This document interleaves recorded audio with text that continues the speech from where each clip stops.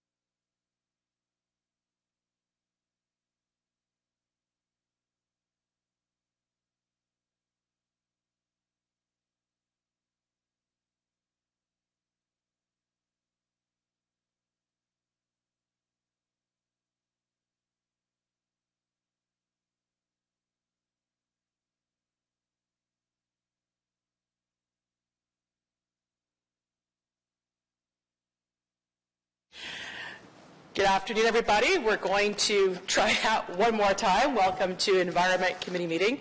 What I'd like to do first is start with our agenda. So, declarations of interest. Seeing none, Councillor Darash has informed us that he's going to be absent from today's meeting, so he sent his regrets. Confirmation of the minutes of March 24th, 2014. Are those minutes carried? Carried. Thank you. So, very excited to be at committee today again.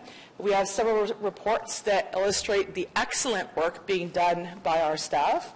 And I want to highlight in particular two of the reports coming up for our consideration. One is the opportunity to congratulate the City Treasurer and our Finance Department for their successful collection of 99.98% of the water and sewer services billed in 2013. So as we see in that report, again, they've done another fantastic job, so we're very happy with that and appreciate their diligence. And also, as we know, at the end of March, we released documents with regards to the Safe Water Drinking Act. And I want to thank staff, and I'm looking for Tammy Rose, but I don't see her in the, she's not here today. Okay. So I want to acknowledge again staff who have continued to do an outstanding job with regards to water quality, water safety. I saw today in the press someone trying to link sewage effluent in the Ottawa River to drinking water quality. And I want to make it very, very clear that outside of that type of political grandstanding, there is absolutely no reason for anybody who drinks Ottawa water to think that Ottawa water is anything less than safe and anything less than clean. It's absolutely political mischief to imply that the drinking water is in any way contaminated.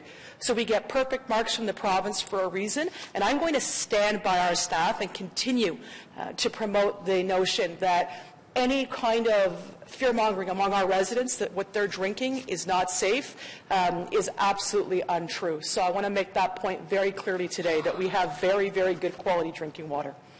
I also want to update people with regards to the Water Roundtable. So I want to remind everybody that we've now finalized the date for the roundtable. We'll be sending a memo out to Council. So X off in your calendars June the 14th, which is a Saturday. It also coincides with Rivers and Oceans Week, which is very exciting. It's a week that's dedicated across the country to talk about and promote healthy watersheds. So very, very excited that we managed to get that particular date. We're hoping that the weather will hold and that when we take our lunch break that we can actually spend some time outdoors. But very excited with the good work our staff is doing. And as an important part of this conversation that we want to have with our community, we're also going to announce today, and more information will be coming out, but a little contest we're going to have. So the City of Ottawa is going to invite all Ottawa students between grades 3 and 5. So we're going to ask every single school to pick one poster from among those grades, so they can choose whether it's 3, 4, or 5. It's up to the principal and the teachers to decide. And we're going to ask the kids to produce posters with the theme, Water is Life. So we're going to display those posters for the first 2 weeks of June, and when people come for our Water Roundtable, those posters will be on display at the city. So we're hoping to engage a younger audience about this issue. At the end of the summit, we're going to randomly draw 3 schools French, 3 schools English, and 2 kids from each school will be invited to come to City Hall to meet with the mayor, myself, and their ward councillor to talk about water. And in speaking with the directors of education at the various school boards, they're very excited about this opportunity, not just to engage the kids, but to have some of this artwork on display. So again, we're happy about this opportunity, and there'll be more information coming out in due course. So a couple takeaways this morning. June 14th is the Water Roundtable date, and we'll get more data out on that. And we're also going to get some information out about a poster contest. So saying that, I'd now like to move into the regular agenda. Item number 1, status update. Environment Committee inquiries and motions for the period ending the 4th of April 2014. Is that item received? Received? Thank you. Item number 2, general accounts, write-offs 2013. Is that item received? Received? Thank you. Merci. Item number 3, municipal drinking water systems, the 2013 summary reports. Is that item received? Received, and again, congratulations to our staff. Item number 4, Public Works Department, Energy Management and Investment Strategy. Is that item carried and received? Absolutely. We'll hold for Councillor Hume. Yeah, okay, so we're going to hold for Councillor Hume for a question. And our last item is information previously distributed, the Green Building Policy 2013 status update. Is that item received? Would you like to move that onto the agenda then, Councillor? That's an IPD item, and we'll ask the clerk's office to explain how we would move that item. No? Okay. With regards to that item, I just want to make it clear, either by the end of this week or early next week, I've asked Wayne Newell, the General Manager, to come forward with a complete memo. He'll be working with Marco Manconi, who is here today, to advise us as to the status of the delay in some of our buildings not being certified. So we're going to look at the day the building was occupied, when the timeline started, and if it's a question of constructability, it has to be addressed. But if it's a question of administrative sluggishness, if you will, then we're going to hold the boots to the fire, whether it's our staff or the Green Building Council. Something has to give here. We can't have buildings that were occupied in 2008 not being certified by 2014.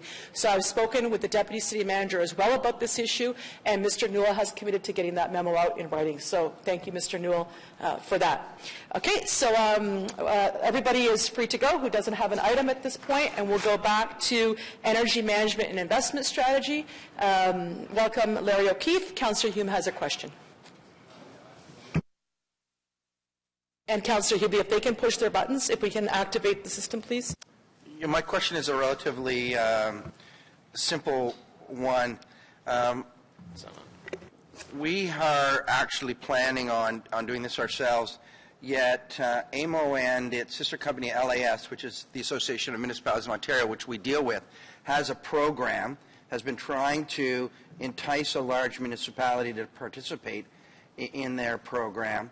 Have you considered working with them to create a program where we don't have to invest, $8 million or whatever the number is? Because they've approached us, and the last time I checked, we rebuffed them. But so. I'll have to take that one away. We worked with Energy Ottawa is our contact, and we've been working with them to develop the programs. If there's other ways of financing it, we would be interested in hearing about it. There are a number of companies out there that have. Right.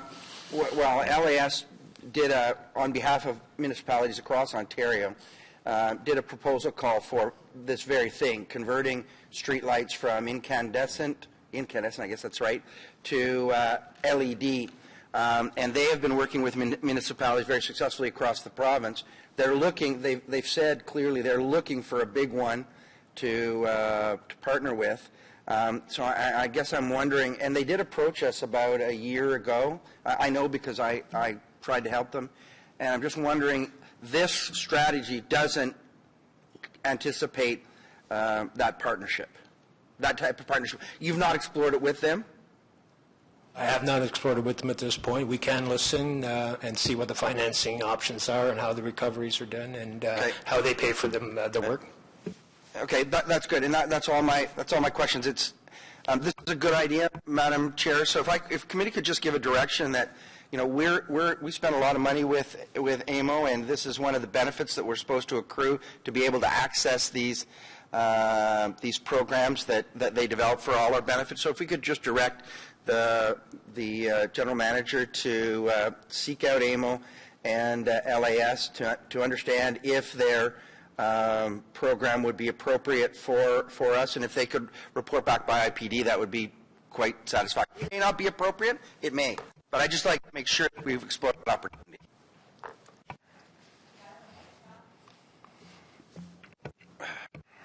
Thank you. Thank you very much, Councillor Hume. That's excellent advice.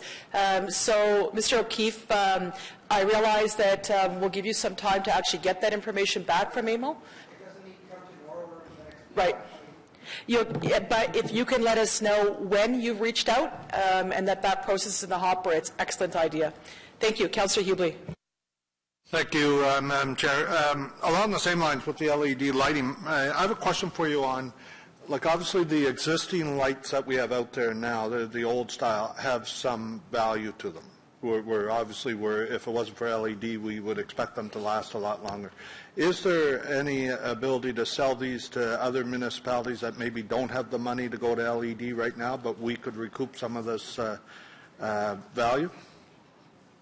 Through you, Madam Chair, yes, we can look at the disposal policy through the city disposal of assets, so that would be one of the things to be considered. There's a recycled value of some of the items, and then the possible sale as well. So just to be clear, this isn't a commitment of funding. This is proposed for 2015, so all these things would come back as part of the 2015 budget, and we will add some of these items into the discussion for the budget purposes. So you'll have some information on that. Thank you.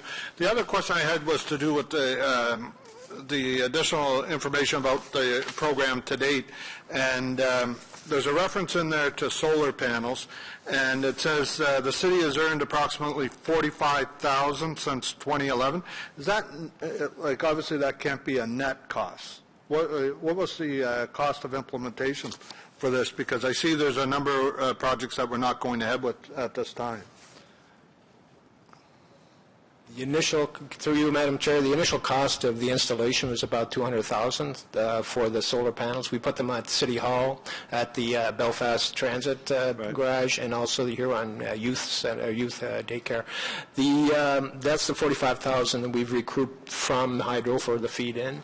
We've looked at right now. There's other projects that had been in the queue. There was 20 large buildings that were identified at a Trail Road site, but there has been a number of changes in the fit-in tariff prices, so most of our issues have to be reanalyzed to see if there is value in proceeding. So we have 3 currently in operation that we're generating revenue from, and we'll look at the additional sites and measure those against what the value of the feed-in tariff is going to be to see what kind of business case there is to proceed. Thank you for doing that. I really appreciate that you're going to reevaluate those.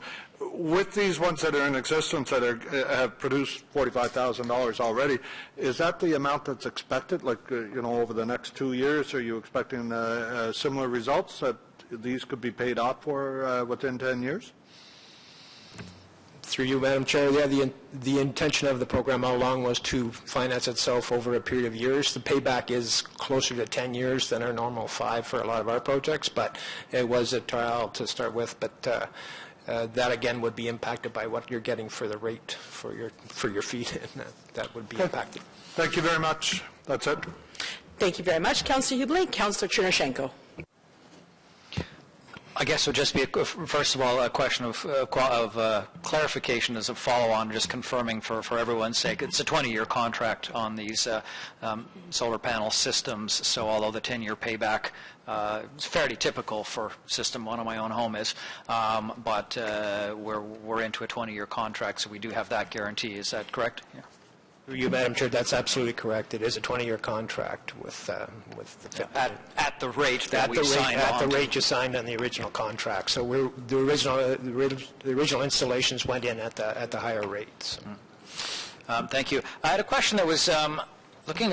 I'll take the particular example of the change hut in Brewer Park, which could be politely described as a cardboard box with holes in it in terms of its current condition and energy efficiency. If I look at a facility like that, and it's probably among the worst examples of a city facility, where you have in the dead of winter heaters on almost all the time, door wide open half the time, holes in the wall, to what degree do we factor into the replacement timing of a building like that when we actually look at its energy costs?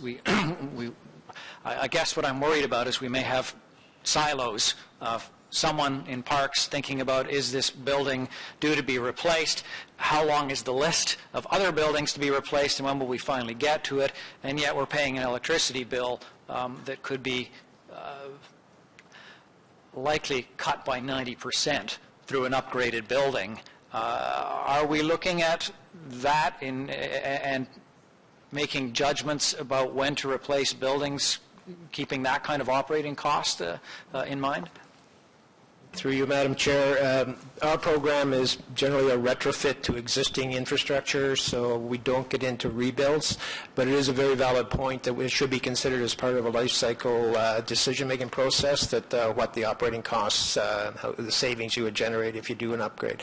We could take that away and discuss with the life cycle or the asset management group to see if we can factor that into their evaluations on building replacement plans. I guess that would have been my follow-up question, or perhaps still is, how can we best, we being councillors or perhaps the public, nominate? We talked about public engagement in our water strategy. That's great.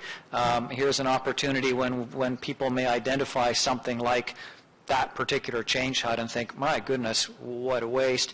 How can we help staff identify those glaring cases that ought to be revisited soon?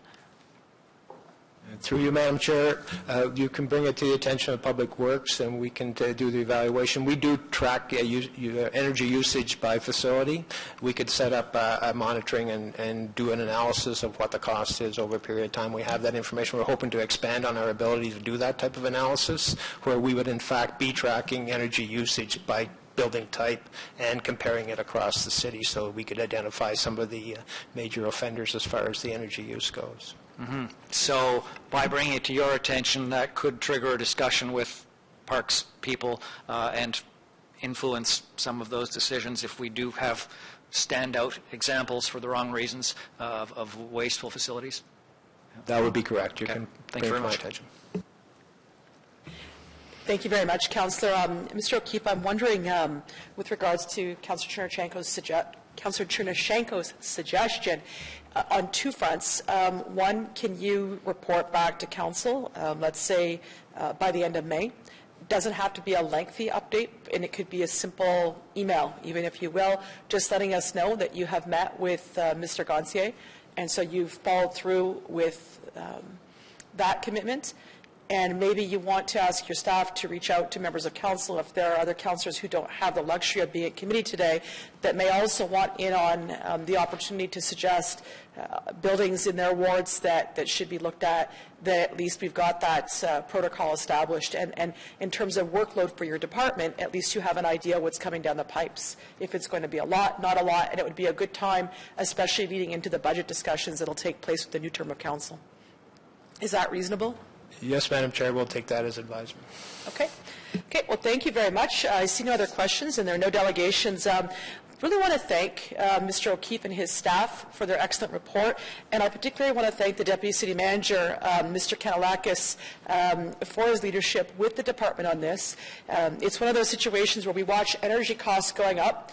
We see hundreds of more kilometers of roadways put down in the city, so we know there's more lights going up, and at the end of the day, our energy costs are actually staying the same or going down. So that tells us the program that we have is working, and I appreciate the leadership as well, Mr. Kanalakis, with regards to identifying resources. So it's very clear in the next term of council that to continue to have this program, here's where we're at, and it will be next term of council's opportunity to make those choices. And I noticed that Kevin Wiley was here today, and I want to acknowledge him and his staff. They have the benefit of going out and actually implementing a lot of the decisions that are made under this particular policy, and I know that we have a big kickoff happening next week with regards to our Carling Avenue pilot project. So I'm very excited about that, and I know, Mr. Wiley, that you're looking for smaller areas to do much smaller miniature pilots with the LED lights as well. So again, nice to see that Ottawa started doing this work long before it became either a provincial government policy or other cities were doing it, and we need to take it up to the next level, especially when we look at the fact that the investment ultimately pays for itself. So on that, is the report received and carried? Received and carried. Thank you very much. Are there any notices of motion for consideration at the next meeting? No? Are there any inquiries? Seeing none, again, in terms of other business, we'll be getting information out to members. Oh, Councillor Moffat? Can we have a mic for Councillor Moffat, please? Just when you pointed out Kevin Wiley, it made me want to just say a quick thing if I can.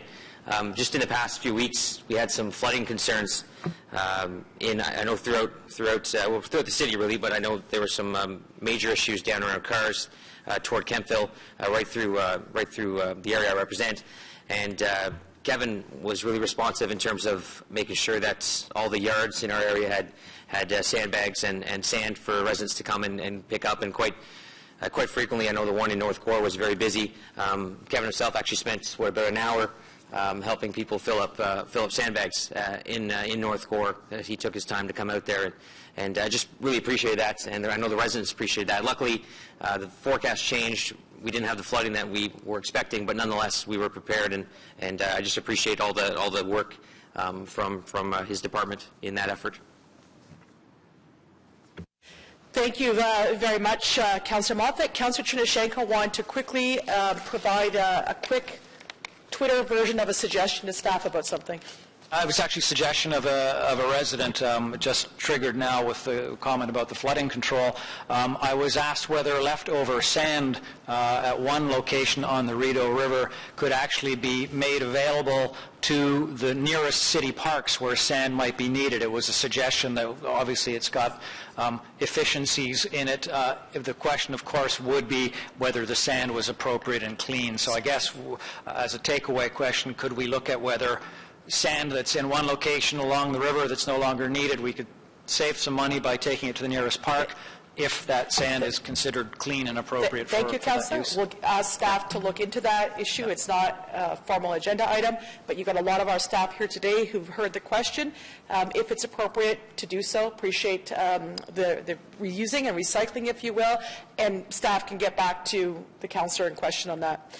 Again, thank you, Councillor Moffat, for raising that issue. And now you got to feel for Mr. Wiley. They go from a nasty, miserable nightmare winter, and I cannot believe it was freezing last night, into flooding. And then we're going to be on you about street sweeping and everything else. So again, really appreciate the work of our staff, and it's an opportunity in public for us to acknowledge them. So before we adjourn, again, to remind everybody, there'll be a memo coming out with regards to the Water Roundtable. We're hoping people will get it to their networks. Looking forward to the kids and their posters. Our next meeting is the 20th of May. We are now adjourned. Thank you very much to our staff.